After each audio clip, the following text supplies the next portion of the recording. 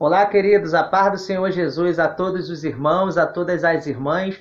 Sejam todos muito bem-vindos a mais um vídeo que nós disponibilizamos para a igreja. Como os irmãos sabem, terça-feira é dia de estudo, onde nós estamos aí nos aplicando, no estudo da palavra do Senhor e também na questão histórica. Fizemos alguns exercícios práticos importantes no tocante à exegese, à interpretação, à hermenêutica, não é isso? Então, também falamos um pouquinho de reforma protestante, da questão também do calvinismo e do arminianismo. Agora nós vamos iniciar um estudo que ele vai falar um pouquinho de períodos. Mas antes disso, vamos orar. Senhor nosso Deus, na Tua presença estamos e queremos lhe agradecer pela oportunidade que o Senhor nos concede. Nesse momento que estamos aqui juntos para aprendermos, Senhor, fale conosco, nos ajude na aplicação do estudo para que possamos ter cada vez mais conhecimento em tudo aquilo que é importante para nós. Sê conosco em nome do Senhor Jesus. Amém. Amém, queridos? Então vamos juntos? Como eu falei para os irmãos, nós vamos falar aí de períodos, tá? Nós sabemos, falamos aí na igreja já algumas vezes, e é muito importante que a igreja consiga entender isso, porque isso é fundamental para a gente chegar lá na frente sabendo exatamente como foi a construção ao longo da vida das coisas que concernem a nossa fé, não é? Sabemos que do ano 1 ao ano 33, por assim dizer, nós não poderíamos ainda dizer que era ano 1, mas isso facilita a gente, né? Então, do ano 1 ao ano 33, Jesus esteve sobre a terra.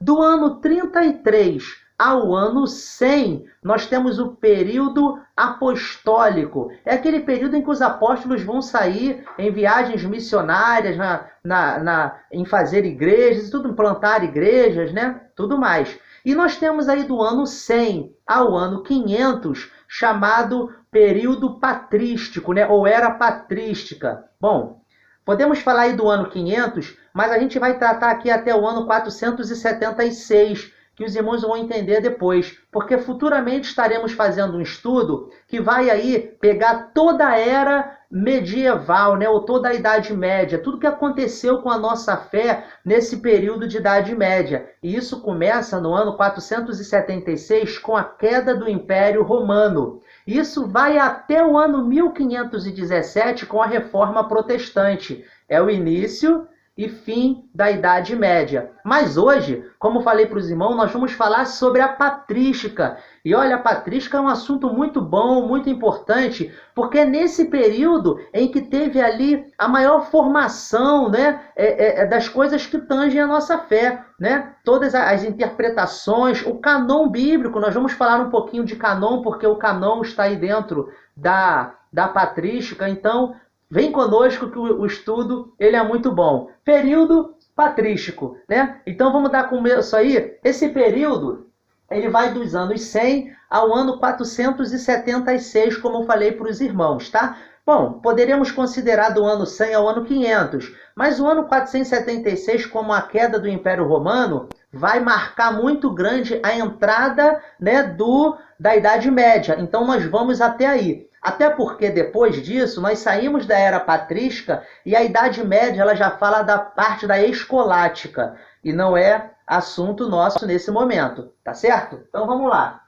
Os pais da igreja e suas contribuições. Quem são esses pais da igreja? É só a gente pensar assim, olha, os pais da igreja são aquelas pessoas que não tiveram contato com Jesus, mas tiveram contato com os discípulos de Jesus, ou tiveram contato com aqueles que tiveram contato com os discípulos de Jesus. Ou seja, estamos falando de um período muito breve, a passagem de Jesus aqui na Terra. Então, nós temos ali, por exemplo, João, até o ano 100, nós tínhamos o apóstolo João ainda vivo, não é? E nós tínhamos ali junto com o João Policarpo. Policarpo não está na Bíblia, mas ele foi um bispo da igreja, chamado pai da igreja. E tantos outros, alguns nós vamos falar aqui, porque vamos falar do canon, tá certo? Vamos lá. Desenvolvimento do canon. Como que se formou o Novo Testamento? Você já parou para pensar nisso? Será que de repente a Bíblia caiu do céu assim? tudo pronto? Não foi isso. Nós sabemos que a palavra do nosso Deus é inspirada por Ele, sabemos disso, mas teve um processo gradual, cuidadoso, pontual, para que pudéssemos hoje estar aqui com todos os livros canônicos, tá certo? Livres de heresia, e vamos ver por que disso. E temos aí, por último, os fatos importantes que aconteceram nessa época, porque temos ali esse período aí, né, do ano 100 ao ano 476, e muitas coisas importantes aconteceram. Vamos lá. A palavra canon é uma palavra semita que ela significa vara de medir. Então, por exemplo, quando nós queríamos, por exemplo, medir alguma coisa e essas várias coisas fossem do mesmo tamanho, nós fazíamos, um canon, não é? Então o canon era uma vara de medir, ou seja, nada podia estar fora daquela vara de medir. Este é o significado da palavra canon. Então, quando nós falamos canon bíblico, aí já está falando algo muito importante. Por quê? Porque está dizendo que aqueles livros que fazem parte daquela enciclopédia inteira, daquela Bíblia, não é? Ele tem que ter as mesmas medidas, a mesma característica, o mesmo ensino, não podia um negar o outro. Então, isso daí é algo muito importante para que a gente consiga aí dar entendimento ao início da formação da palavra, né, do Novo Testamento. O Novo Testamento, ele é composto de 27 livros. Vamos primeiro entender, então, aí o Novo Testamento. Eu sei que os irmãos já sabem disso, mas como é estudo, vamos dar uma relembrada, fazer um panorama geral? 27 livros no Novo Testamento. Olhamos aí que começa com os evangelhos chamados sinóticos. Quem são esses evangelhos sinóticos? Bom, são os 3 primeiros evangelhos, Mateus, Marcos e Lucas. Bom, o livro de João, ele não é considerado um evangelho sinótico, como vemos aí. Ele não é sinótico, pois ele possui uma visão cristológica bem mais avançada. Vamos entender isso aí. Não significa que o livro de João seja melhor do que os outros evangelhos. A diferença está na maneira de se apresentar aquela visão sobre aquela história. Porque o livro de Mateus, de Marcos e de Lucas, eles tratam do evangelho, da história de Cristo, sobre o mesmo olhar, sobre o mesmo foco. Já o livro de João, não. Por quê? Porque o livro de João, ele foi escrito pelo apóstolo João e inspirado por Deus, mas escrito pelo apóstolo João já de forma bem tardia. João já era bem idoso quando escreveu o livro de João. E o livro de João vem justamente para contrariar, para contestar, para expulsar as várias heresias que estavam surgindo já naquela época. Perto dos anos 100, já havia muitos grupos heréticos, seitas, que se dizendo ser cristãs, estavam tentando ali confundir e tumultuar a nossa fé. Então o livro de João já começa, por exemplo, com uma defesa muito grande à divindade de Cristo, quando ele fala no princípio era o verbo estava com Deus e o verbo era Deus. Né? Então isso é muito importante a gente entender e pontuar. Dando continuidade, o livro de Atos e de Lucas tem o mesmo autor, tá? O médico Lucas. Nós sabemos que Lucas, né, era um médico e ele escreveu tanto o livro de Lucas quanto o livro de Atos, tá certo? Após isso, temos as 13 cartas paulinas. Elas começam com a carta aos Romanos e termina com a carta Filemão. É chamada de 13 cartas paulinas. Depois disso, nós temos aí... Temos dentro da carta paulina a 1 Tessalonicense. E vamos aqui falar de uma curiosidade importante, porque o livro de 1 Tessalonicense, ele foi, na verdade, o primeiro livro a ser escrito do Novo Testamento. Olha aí que coisa interessante. Quando Paulo foi a Tessalônica, nós já pregamos inclusive sobre isso, sobre essa história, Paulo, a Bíblia vai dizer que ele foi impedido por Satanás para poder estar ali, para poder ir naquele lugar. E o que Paulo faz? Ele escreve a carta aos Tessalonicenses. O inimigo pensou que estava proibindo Paulo de fazer. Na verdade, Deus é que estava fazendo aquilo para que Paulo escrevesse a primeira carta do Novo Testamento. Tá certo? É porque elas não estão colocadas em ordens. Tá certo? Mas 1 Tessalonicense foi a primeira carta a ser escrita. Tá bom? Vamos lá. Hebreus ele não tem um escritor revelado. Bom, há muitas teorias. Uns vão dizer que foi Paulo, outros vão dizer que não foi Paulo. Então nós não vamos entrar nesse mérito porque não é foco do nosso estudo. Tá bom? Em sequência, temos as chamadas epístolas universais. Quem são elas? Aquelas epístolas de Pedro, de Judas, de Tiago, tá certo? Elas estão ali depois das epístolas paulinas e são chamadas de epístolas universais. E por último, nós temos aí o Apocalipse, de autoria de João, o mesmo João que escreveu João, né, o Evangelho de João, o 1ª, 2ª e 3ª João também escreveu o Apocalipse. Bom, tivemos aí um panorama geral do que é o Novo Testamento. Bom, precisamos agora saber como foi que tudo isso se formou. Vamos falar agora um pouquinho sobre os pais da igreja e a formação do cânon, tá bom? Vamos lá. O Novo Testamento foi canonizado nessa época patrística. Vamos a alguns fatos importantes. Então, estou colocando aí para os irmãos algumas coisas importantes que aconteceram nessa época. Eu resolvi começar com esse homem chamado Clemente de Roma. Guedes, por que você falou que nós vamos estudar do ano 100 ao ano 475 e você colocou um homem que ele nasceu apenas 2 anos depois de Jesus, Clemente de Roma, e ele morreu no ano 101? É para a gente poder entender um pouquinho exatamente do que se antecede aquilo que nós vamos entrar. Clemente de Roma, ele foi um dos bispos da igreja do 1º século, e ele declarou em uma das suas cartas que as escrituras eram referentes ao Antigo Testamento. Então, em uma das suas cartas, Clemente de Roma, quando escreve, né, ele fala sobre as Escrituras. E quando ele está falando sobre as Escrituras, ele estava se referindo ao Antigo Testamento. Por quê?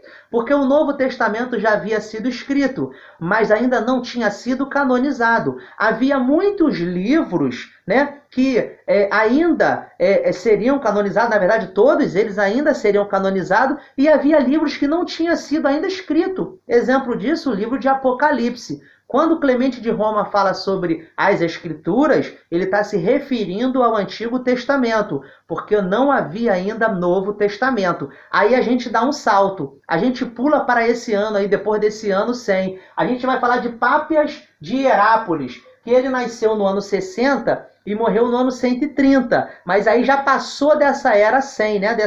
Já entramos aí no 1º século, né? Então, ou melhor, já entramos aí no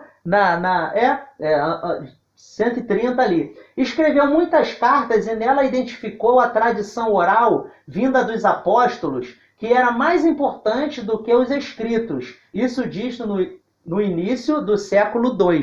Olha só que interessante aí a gente pontuar. Pápias de Hierápolis é um dos pais da igreja e ele escreve nas suas cartas que a tradição oral era mais importante do que os livros escritos.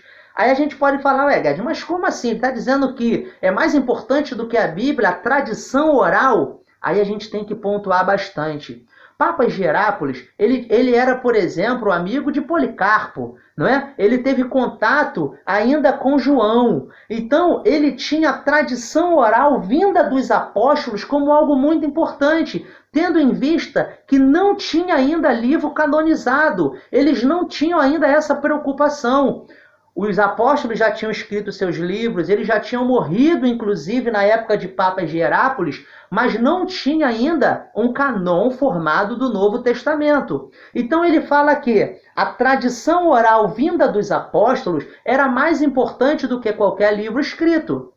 Observem bem que essa era uma percepção que ele tinha, muito por quê? Porque naquela época já começou a surgir muitas heresias escritas, muitas coisas eram escritas de forma herética, não é? Então ele falou, olha, a tradição dos apóstolos, ou seja, aquilo que veio dos apóstolos é mais importante do que qualquer coisa escrita. Então não havia ainda essa preocupação na época de Pápias de Hierápolis. Vamos ao próximo aí? A partir da metade do 2º século, a igreja vê a necessidade de se organizar um cânon, devido a uma série de escritos heréticos que começaram a surgir na época. Vamos a algum exemplo de alguma seita dessa. Olha o que nós falamos aí. Que a partir da metade do 2º século, a igreja começa a olhar isso com outros olhos. Por quê? Porque começou a surgir muitos livros e livros esses heréticos. muitas seitas que, se dizendo ser cristã, estavam ali falando uma série de coisas e escrevendo uma série de coisas que estavam confundindo a fé cristã da sua autenticidade. Nós tínhamos, por exemplo, ali o adonicionismo. O adonicionismo ele era um grupo, uma seita, era um grupo. Bom, tem muita coisa sobre o adonicionismo, mas vamos falar do principal aqui, o que interessa pra gente. O adonicionismo ele acreditava que Jesus só passou a ser filho de Deus depois que ele foi batizado. Lembra daquele dia em que Jesus ele foi batizado, o Espírito veio sobre ele, não é? Esse é meu filho em quem me comprazo? Bom, pois é, o adonicionismo era uma seita que acreditava que Jesus só se tornou filho de Deus depois daquele dia. Antes ele era um homem normal. Olha só como é que sabemos que isso daí é herético, né? Temos também ali o gnosticismo. O gnosticismo, ele duvidava da divindade de Cristo. Tem muita coisa também sobre gnosticismo, mas o que nos interessa? Eles duvidavam da divindade de Cristo. Eles não acreditavam que Jesus era Deus. Haja vista que um dos grupos que João mais contestou no Evangelho de João foi a questão da seita gnóstica, tá certo? E eles também eram muito místicos, tá? E por último temos aí o docetismo, que eles acreditavam, por exemplo, que Jesus era um fantasma, tá? Tinha de tudo, né, irmãos? Eles acreditavam que Jesus era um fantasma. Jesus ele não teve um corpo real. Ele andou aqui na Terra, fez aquilo tudo, mas ele só fez aquilo porque ele era um fantasma, né? Em que as pessoas conseguiam ver, interagir, mas era um fantasma. Não vamos falar ainda do arianismo, que surgiu um pouco depois, tá? Lá para os anos 400 e pouco, não é fruto do nosso estudo. Em termos de canon, o que estava atrapalhando o canon aí, ou confundindo o que era escrito sobre a vida de Cristo, eram basicamente esses três grupos. Vamos dar continuidade? A partir desse momento foram descartados vários agrupamentos de livro. Só para se termos uma ideia, mais de 100 livros foram considerados apócrifos. Nessa época, a igreja já começou a olhar aquilo que estava sendo escrito a respeito da vida de Cristo. Imagina você pegar um livro que foi escrito por uma seita, por exemplo, gnóstica, em que eu olhava ali e ela dizia que Jesus não era Deus. Então, como pode isso, pertencer à nossa fé? Nós sabemos que Jesus é Deus. Como pode, por exemplo, você olhar na Bíblia e um livro falar contra o casamento? Tinha isso, livros que falavam contra o casamento. Para que os irmãos tenham ideia, tinha livros que datavam a volta de Cristo após 150 anos da sua morte. Olha aí, então por aí nós vemos que eram livros que não tinham como fazer parte do canon bíblico, Eles estavam fora do canon. Marcião de Sinope, olha aí que interessante. Marcião de Sinope é considerado herege pela igreja. Ele propunha uma ruptura completa com o Deus do Antigo Testamento. Vamos entender isso daqui. Marcião de Sinope, eu vou terminar de ler e vou explicar, Ele considerava um Deus mau e que não condizia com os ensinamentos de Cristo. Ele formalizou o canon de Marcião, 11 livros, sendo o Evangelho de Lucas e 10 epístolas de Paulo, modificadas por ele, a fim de retirar dos escritos qualquer ligação com o Antigo Testamento. Isso foi absolutamente rejeitado pela igreja. Vamos entender aí, Marcião de Sinope, ele fazia parte do contexto da igreja. Mas o que acontece? Ele era uma daquelas pessoas, inclusive hoje nós vemos um pouco disso, ele não aceitava o Antigo Testamento. Ele dizia que o Antigo Testamento ele tinha a figura de um Deus mau e aquilo não condizia com os ensinamentos de Cristo. O que ele queria? O rompimento total com o Deus do Antigo Testamento, tá certo? E também dizia que ele fez um canon chamado Canon de Marcião. Foi a primeira vez que foi colocado um canon ali, chamado Canon de Marcião. Nesse canon tinha 11 livros. O Evangelho de Lucas e 10 epístolas de Paulo. E essas 10 epístolas, E essas 10 epístolas de Paulo, ele editou elas, ele modificou-as, né? Modificou-as. Por quê? Porque qualquer coisa que ligasse o Deus do Novo Testamento, ele dizia assim, né? Com o Deus do Antigo Testamento, ele modificava. Então a igreja foi absolutamente contra os ensinos de Marcião e ele foi considerado herege. Tá certo, irmão? Olha como é que a coisa estava tomando forma e a igreja foi vendo cada vez mais a necessidade não só de você ir contra aquilo que estava sendo colocado como errado, mas também de você formalizar algo que está de acordo com a fé que Cristo nos deixou. Tá certo?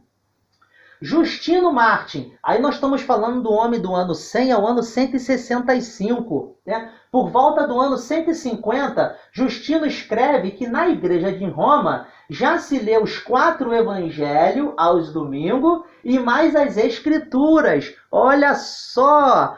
Justino, ele vai declarar que lá em Roma já se lê os 4 evangelhos mais as escrituras. O que ele estava querendo dizer? Quando ele falava de escritura, ele estava se referindo ao Antigo Testamento, tá certo? Mas olha que importante, ele já estava falando aí de apenas 4 evangelhos, porque, irmãos, tinham vários outros, né? Tinham vários outros. Nós depois tomamos conhecimento de vários outros livros, todos eles apócrifos, que ensinavam coisas erradas, e isso já naquela época a igreja tinha esse problema e essa dificuldade. Por isso a necessidade do cânon, né? Irineu de Leão, agora estamos falando aí do ano 130 ao ano 202.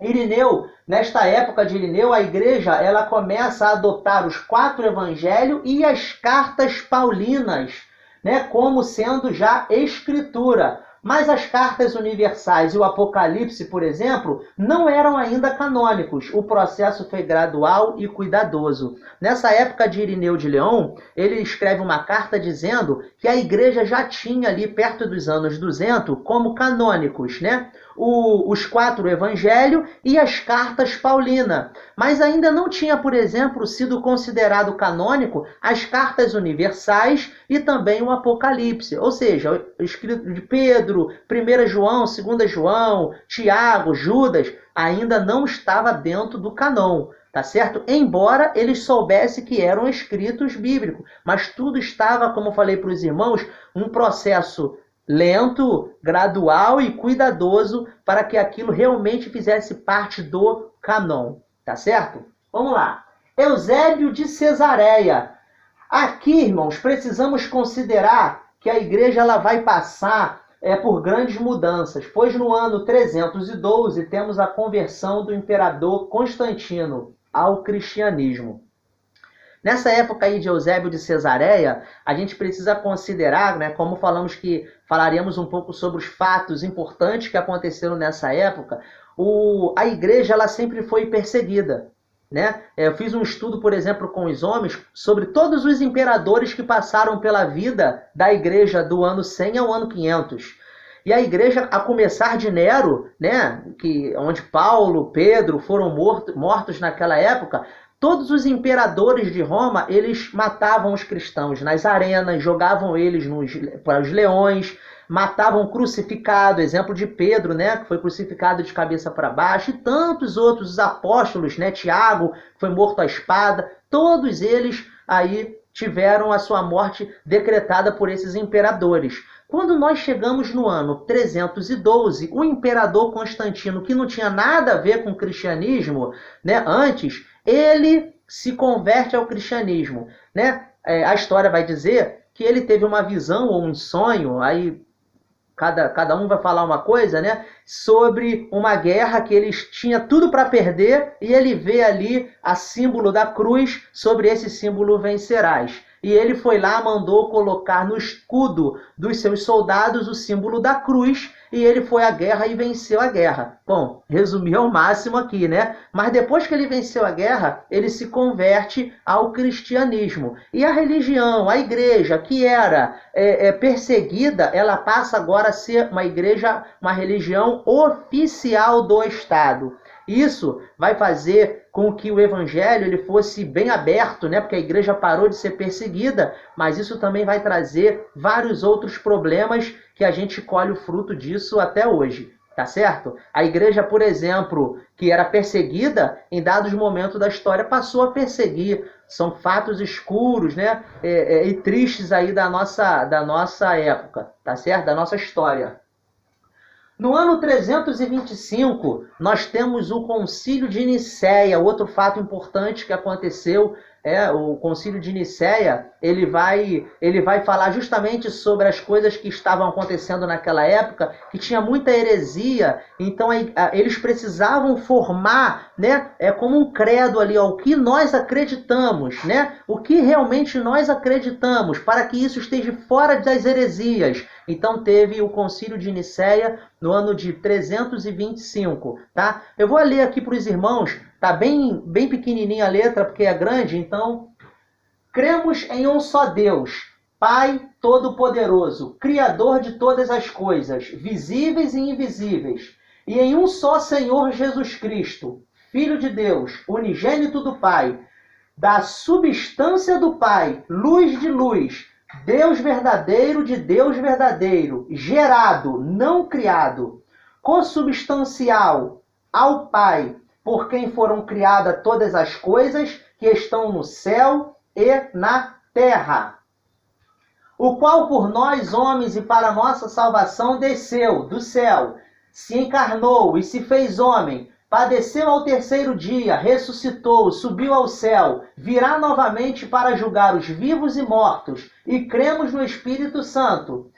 E quem quer que diga que houve um tempo em que o Filho de Deus não existia, ou que antes que fosse gerado ele não existia, ou que ele foi criado daquilo que não existia, ou que ele é de uma substância ou essência diferente do Pai, ou que ele é uma criatura, ou sujeito a mudança ou transformação, todos os que falam assim são anematizados pela Igreja Católica e Apostólica. Então, queridos, isso daí é chamado Credo de Nicéia, né? O Concílio de Nicéia ali, ele justamente definiu as coisas para que ficassem contra as heresias. Vai falar aqui da questão da consubstância, ou seja, Jesus é Deus de Deus, né?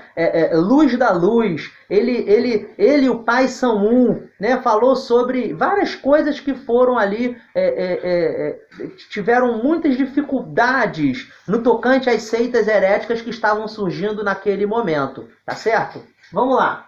Atanásio de Alexandria, aí nós já estamos falando agora do ano 298 ao ano 373. Esse homem, Atanásio de Alexandria, na época dele, foi algo muito importante, porque no ano 367, Atanásio vai, enfim, juntamente com a igreja, claro, né? Eu digo que ele era a voz ali do momento, de forma final, os 27 livros do Novo Testamento. Com isso, verificamos que a finalidade do cânon só veio 30 anos após a morte de Constantino. Por que eu coloquei isso daí no final? Eu vou explicar para os irmãos rapidinho. Porque há muitas teorias, pessoas que às vezes... Essas teorias da conspiração, então, nem se fala, irmão, né? Porque essas teorias, por exemplo, aí, no tocante à nossa fé, elas dizem que Constantino foi responsável pela formação do livro, de que a Bíblia é um engano, que foi feito por homens. Irmãos, não acreditam nessas coisas, isso é tudo conversa fiada. A internet tem muita bobalhagem,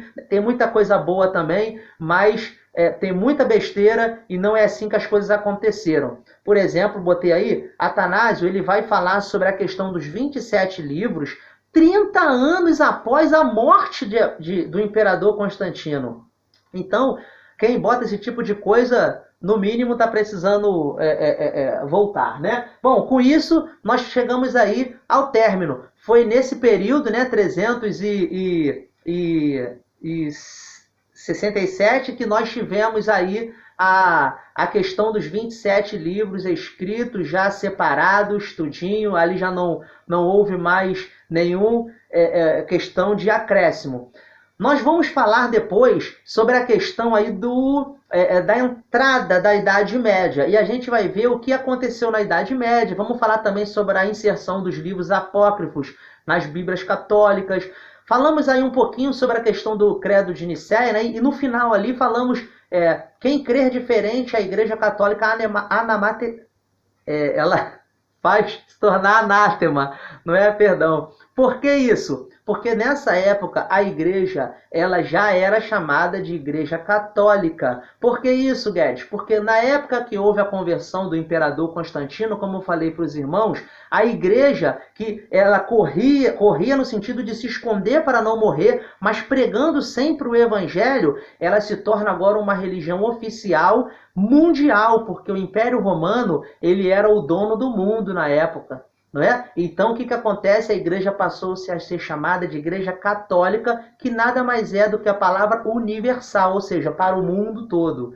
Tá certo? Então, depois vai ter a separação aí no ano 1054 da Igreja Católica Apostólica Romana da Igreja Católica Apostólica Ortodoxa. Não é? Sabemos disso, no ano 1054. E depois vai ter a separação da Reforma Protestante lá em 1547. Tá certo, irmãos? Fiquem na paz, que nós tenhamos aí conseguido tirar um pouquinho, né, das dúvidas e esclarecermos algumas coisas. Sabe que qualquer coisa estamos sempre à disposição para poder conversar e tirar dúvidas, tá? Se a gente não lembrar, não souber, a gente vai pesquisar para dar sempre o melhor para os irmãos. Deus abençoe a todos. Fique com esse vídeo em nome de Jesus.